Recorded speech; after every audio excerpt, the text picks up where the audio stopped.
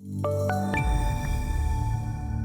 the metals quadrant, taking a look at the June gold contract, which is engaged in a very small rally, a little bit less than 0.75% in toward the end of the day. Gold has risen 2 days and dropped 2 days this week, really doing not much of anything. So far, we're down slightly for the month of April. And really, we closed on Monday at about 1934, and that's close to where we closed today. So we haven't moved much at all. Volume has been rising slightly, but it's not really much of a move. Not even sure it's something that we need to talk about in detail. When you look at the high 1941.70, that was up almost 1%. We pulled back from there.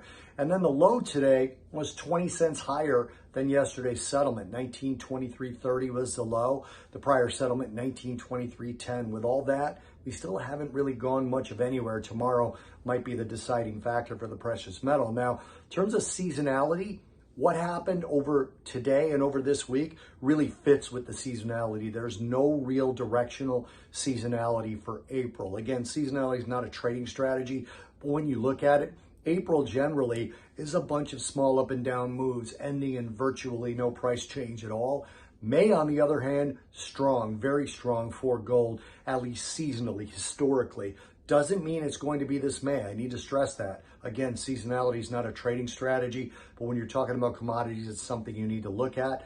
And then the dollar really started strong and then weakened, giving a little bit of a tailwind, but then finished the day strong again as we've now got a pretty good rally as we see interest rates rising again, at least on the long end of the curve here in the US, supporting the dollar when it does pull back like it did midday today. So overall, up day for gold, but not really one that you would call strong. Certainly not a very strong week as of yet.